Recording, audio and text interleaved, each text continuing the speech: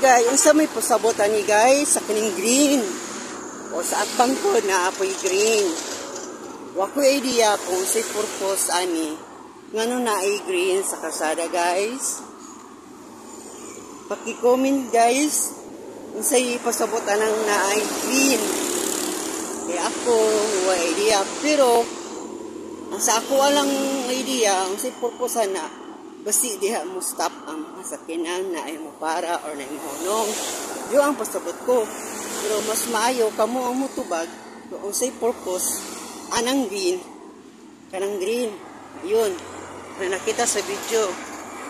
Na ay mga green guys, unsay purpose na guys.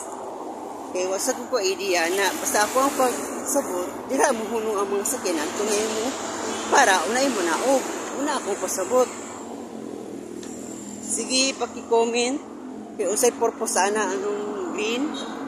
Saan ko na ng green. Kanang green guys ha. Paki-comment. Comment section ha. You guys, thank you and happy Wednesday and good morning. So ako guys, mag-walking ko pa doon to office sa Hogan Lash. Bye-bye!